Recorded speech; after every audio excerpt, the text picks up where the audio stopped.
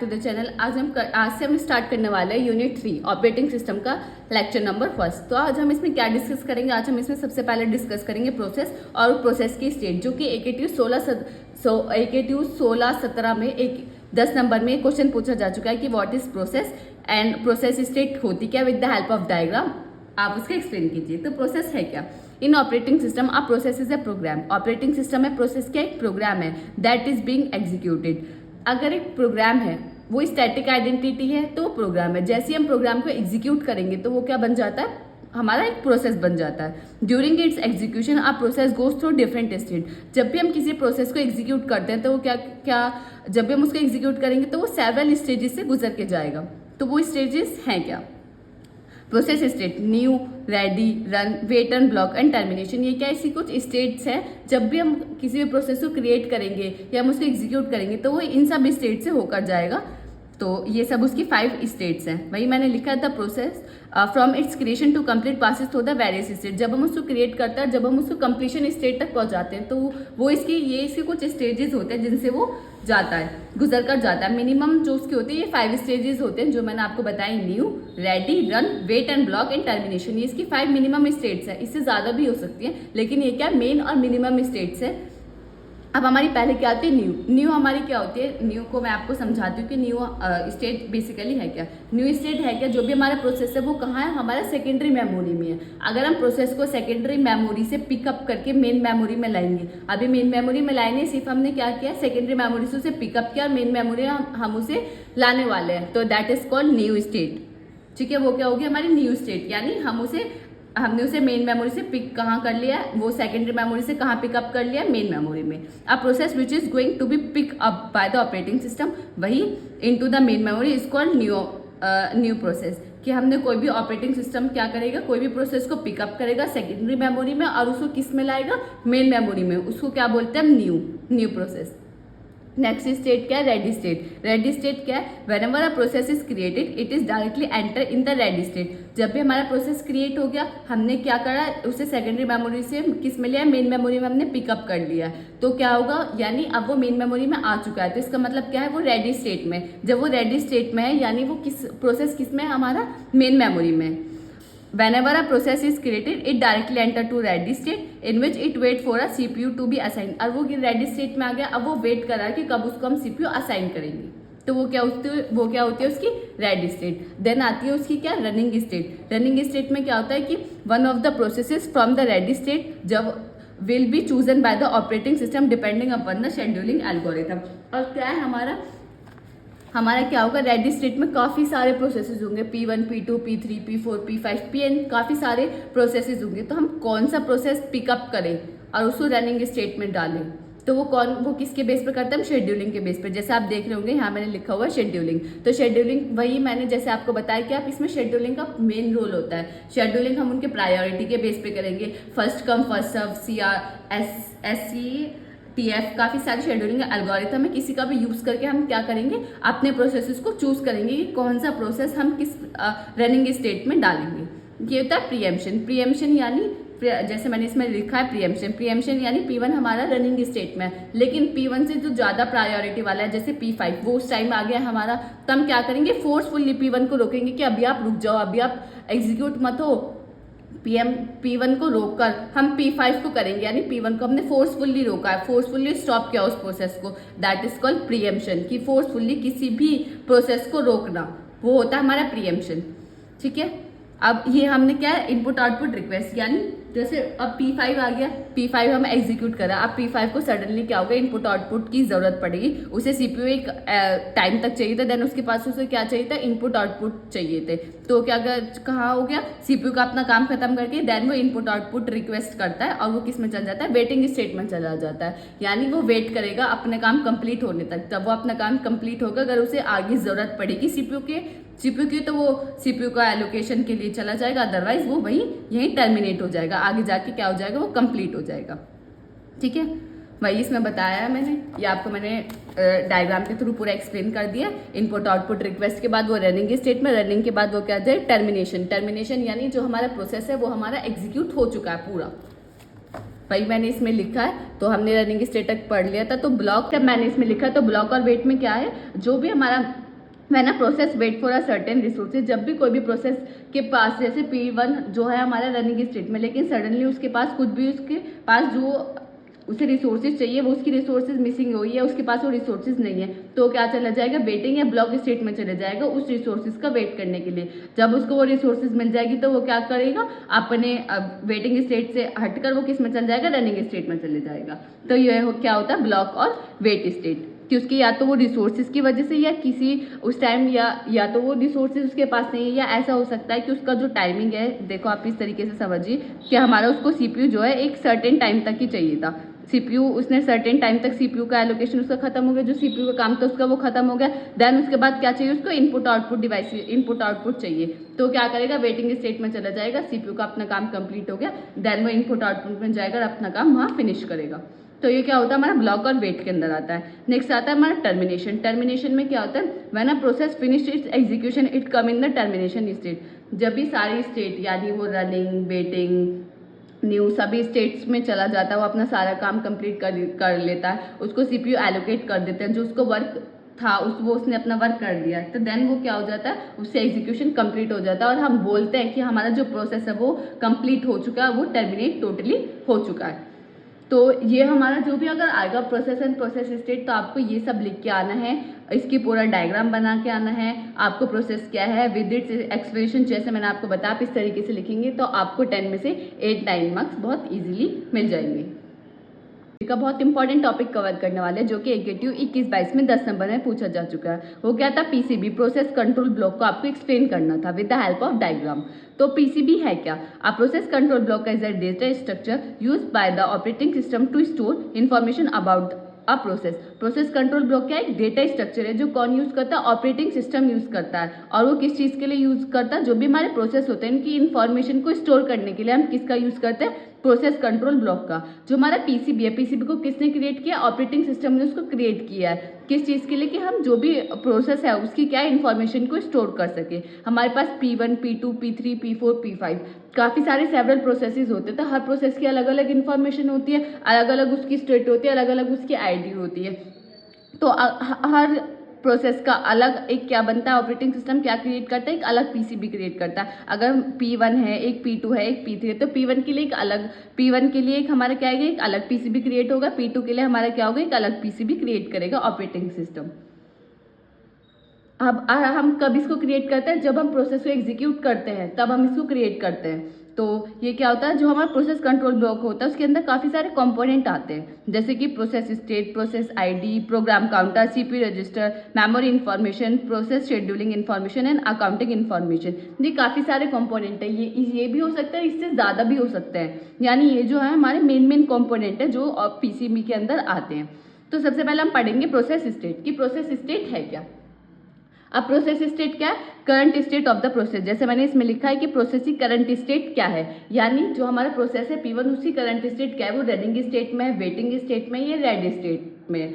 Running state में यानी जो वो बिल्कुल प्रॉपरली तैयार हो चुका है, सिर्फ वो किस चीज़ के लिए वेट कर रहा है कि कब उसे हम सीपीयू एलोकेट करेंगे, वो रनिंग स्टेट हो गया। वेटिंग स्टेट यानी वो थोड़ी देर के लिए वेट कर रहा है, तो वेट किस लिए करेगा, अगर उसके पास कोई रिसोर्सेज नहीं है या वो कुछ भी इनपुट आउटपुट रिसोर्सेज की उसे ज़रूरत पड़ गई, तो वो क्या करेगा, वेट करेगा कि वो रिसोर्सेज उसके पास आए, देन वो क्या है, रनिंग स्टेट में चला जाए। रेडी स्टेट क्या होती है कि वो प्रॉपरली वो क्या हो चुका है, वो क्रिएट कर चुके हैं हम उसे, तो होती है उसकी रेडी स्टेट। और ये जो हम स्टेट्स है ये हम पर्टिकुलर अच्छे से पढ़ेंगे प्रोसेस स्टेट का जब हम टॉपिक को डिस्कस करेंगे।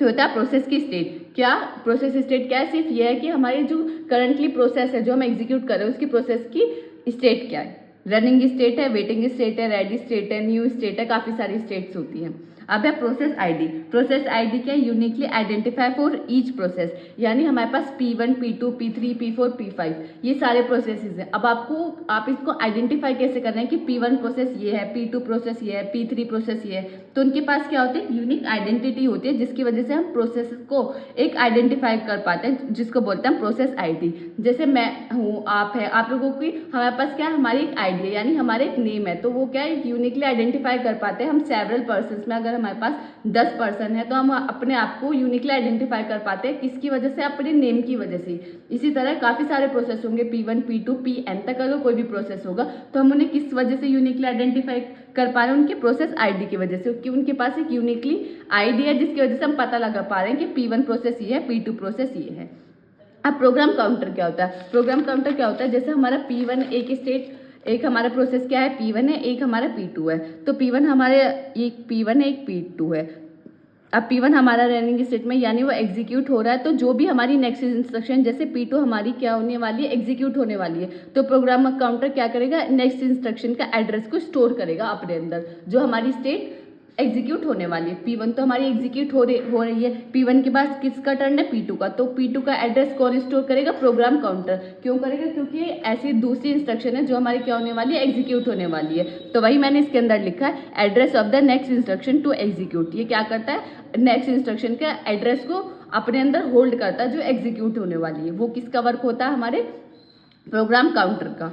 नेक्स्ट क्या होता है हमारा, नेक्स्ट होता है CPU रजिस्टर। CPU रजिस्टर क्या होता है, CPU register of the process helps to restore the state of the process. ये हमारे CPU रजिस्टर किस चीज़ के लिए यूज होता है, जो हमारा प्रोसेस होता है उसकी स्टेट को रिस्टोर करने के लिए। यानी एक बार तो आपने स्टोर कर दी, उसकी एक बार वो एग्जीक्यूट हो गया P1, अब जब वो एग्जीक्यूट होगा उसके बाद भी उसकी जो स्टेट है हम उसको स्टोर करेंगे, किसकी हेल्प से, CPU रजिस्टर की हेल्प से, जिसकी वजह से क्या होगा, so that PCB store a copy of them, जिसकी वजह से हमारे पास क्या रहेगी, उसकी कॉपी रहेगी कि हमारे पास कौन कौन से प्रोसेस आए थे, कौन कौन से प्रोसेस हमने एग्जीक्यूट किए और कौन कौन से प्रोसेस की क्या क्या स्टेट थी। तो वो हमारे पास स्टोर रहेगी, किसकी वजह से, CPU रजिस्टर की हेल्प से, क्योंकि हम CPU रजिस्टर की हेल्प से क्या कर रहे हैं, जो हमारे प्रोसेस है उसकी स्टेट को रिस्टोर कर रहे हैं। ठीक है, नेक्स्ट आता है हमारा मेमोरी इन्फॉर्मेशन। मेमोरी इन्फॉर्मेशन क्या है कि कौन मेमोरी में क्या क्या इन्फॉर्मेशन हमें रिक्वायर्ड है, लाइक जैसे the information like the base address of the total memory allocated to the process is stored in PCB which help in efficient memory allocation to the processes. यानी memory information के अंदर क्या आता है कि process का क्या एड्रेस है, उसका बेस एड्रेस क्या है, उसे कितनी मेमोरी चाहिए, कि कोई भी प्रोसेस है उसे कितनी मेमोरी चाहिए, उसकी इन्फॉर्मेशन जितनी होगी हम उसको उतनी मेमोरी देंगे, तो उसे कितनी मेमोरी चाहिए, और उन मेमोरी का हम एलोकेशन किस तरीके से करेंगे, तो वो किसके अंदर आता है, मेमोरी इन्फॉर्मेशन के अंदर। अब हमारे पास बहुत सारे प्रोसेस है, अब हम उन्हें एलोकेट किस तरीके से करेंगे, अगर हम एलोकेशन करेंगे सही तरीके से तो जिसकी वजह से क्या होगा, हमारे जो PCB है उसकी क्या होगी, एफिशिएंसी इंक्रीज हो जाएगी। तो वही इसमें लिखा है, help in increase efficiency memory allocation to the processes, कि अगर हम मेमोरी का एलोकेशन सही तरीके से करेंगे तो क्या होगी, हमारी एफिशिएंसी जो है PCB की क्या हो जाएगी, इंक्रीज हो जाएगी। प्रोसेस शेड्यूलिंग इन्फॉर्मेशन, यानी हम जो भी प्रोसेस है उनकी क्या करेंगे, शेड्यूलिंग करेंगे।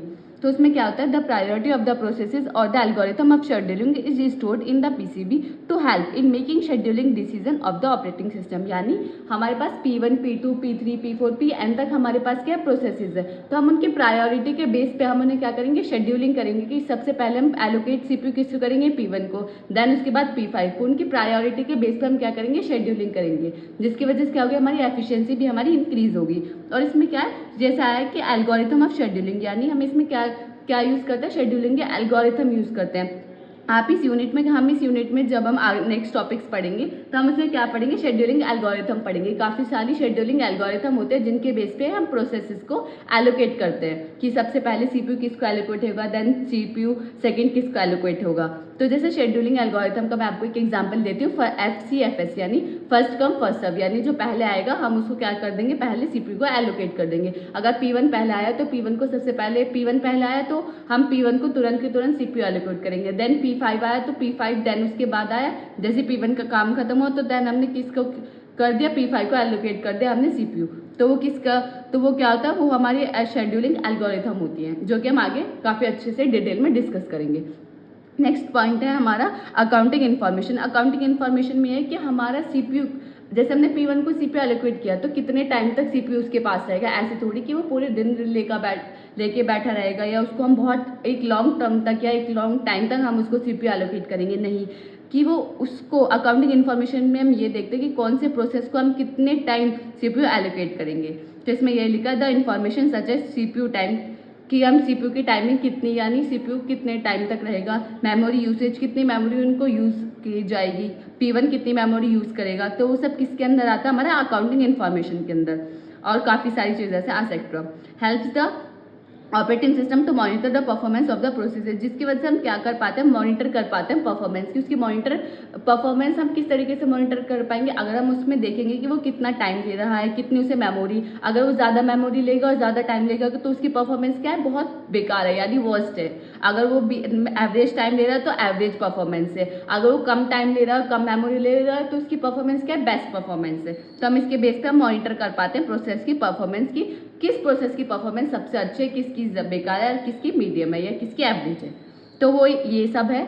देन हम क्या पढ़ेंगे, और इसी के अंदर जैसे 10 नंबर में क्वेश्चन आया तो आपने इतनी थ्योरी लिख दी, डायग्राम बता दे, ये सब एक्सप्लेन कर दिया, तो थोड़ा बहुत आप अपने ये सब भी लिख देंगे तो आपको 10 में से 9 या 8 मार्क्स बहुत इजीली मिल जाएंगे। तो operation that are carry out helps to PCB, की पीसीबी की हेल्प से हम क्या क्या ऑपरेशन परफॉर्म कर पाते हैं।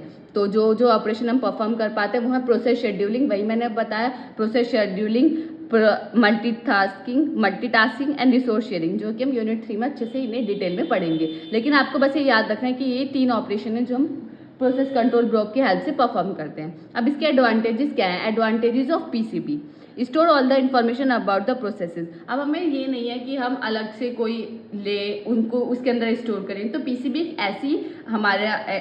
ऐसी ऑपरेटिंग सिस्टम ने एक ऐसा पीसीबी क्रिएट करा है जिसकी वजह से हम क्या कर सकते हैं, हर प्रोसेस की सेपरेटली इन्फॉर्मेशन को स्टोर कर सकते हैं। तो ये इसका क्या एक एडवांटेज है। Then PCB help in scheduling the process and it ensure that the CPU resources are allocated efficiently.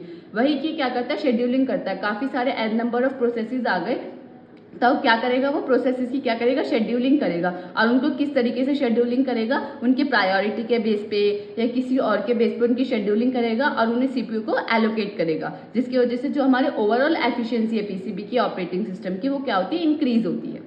अब डिसएडवांटेजेस क्या है, to store the PCB for each and every process there is an significant usage of memory, so PCB add extra memory usage. यानी अब हमारे N number of processes है, अब हमें हर process के लिए क्या बना रहे हैं, एक सेपरेट पीसीबी बना रहे हैं। अगर P1 है तो उसके लिए अलग सेपरेट पीसीबी बना रहे हैं, P2 है तो अलग सेपरेट पीसीबी बना रहे हैं। तो एन नंबर ऑफ प्रोसेसेस है तो हम एन नंबर ऑफ पीसीबीज बना रहे हैं, जिसकी वजह से हमारा जो मेमोरी, हमें एक लार्ज अमाउंट ऑफ मेमोरी हमें चाहिए पीसीबी को क्रिएट करने के लिए, और एक्स्ट्रा मेमोरी हमें उसमें यूज होती है। तो ये इसका एक बहुत मेन डिसएडवांटेज है पीसीबी का।